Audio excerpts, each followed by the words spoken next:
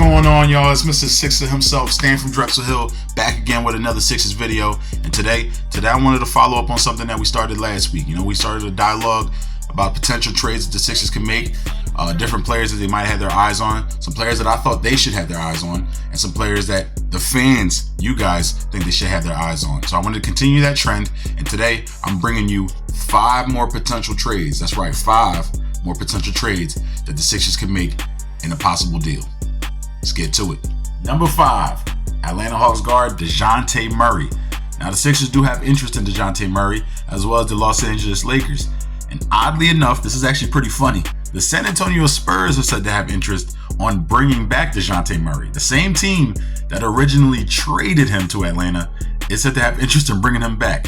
That'd be actually pretty hilarious if that happened. Now, if you want to go by the numbers, DeJounte's having himself a hell of a season.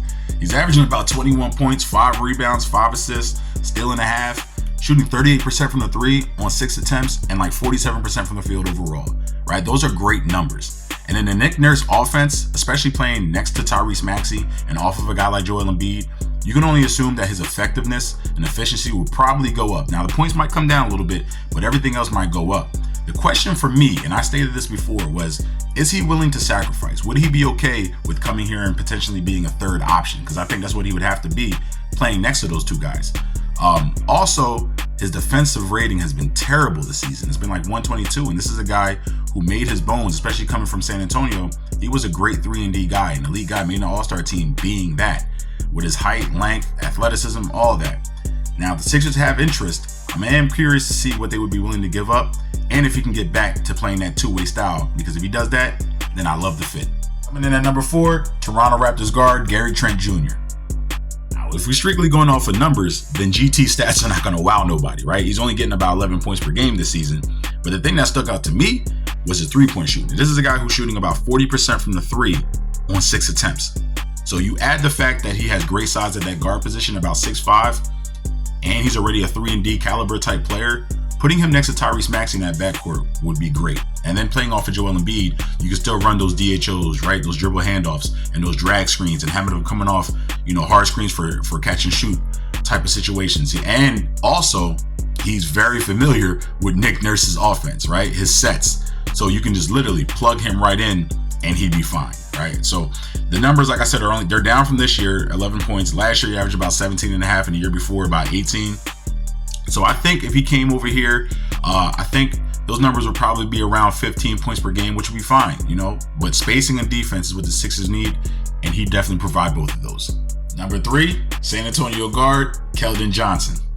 Now, Keldon's an interesting one to me, right? Because in my opinion, he has some traits that the Sixers would definitely want in potential trades.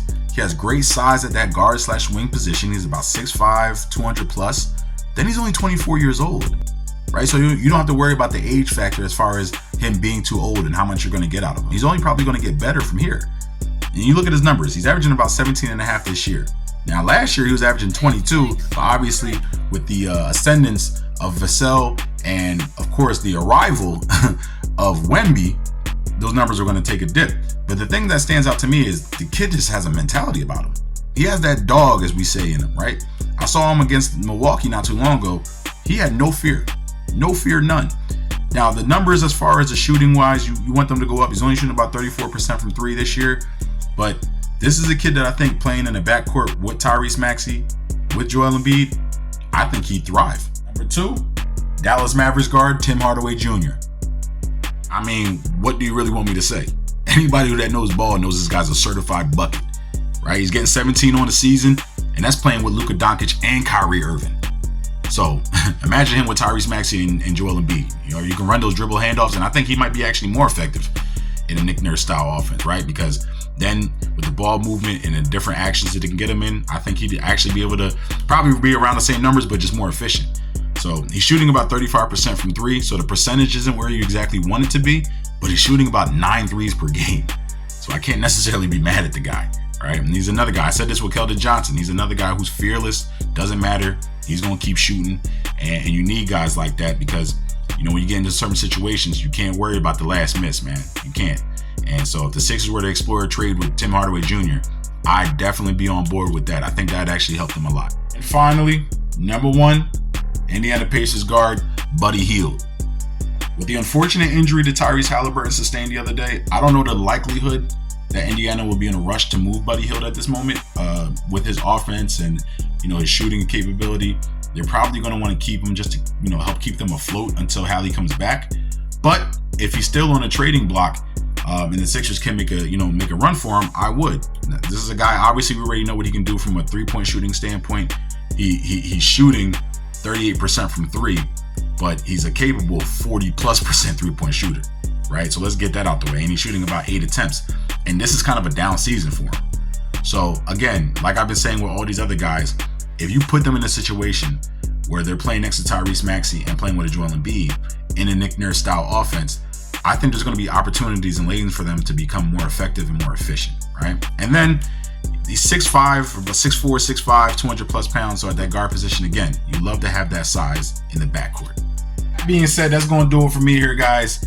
Now, let me just say, when I made this list, I didn't do it any specific way. All right, I didn't, include any player rankings or anything like that. This was not me telling you that I felt Tim Hardaway Jr. or Keldon Johnson was better than DeJounte Murray or anything like that. Okay, this was me just telling you 5 interesting names, 5 interesting players that I think the Sixers should, keep their eyes on in a potential trade. Right. So anyway, let me know what you think. Like, sub, comment. Let me know if you agree with the 5 names that I said.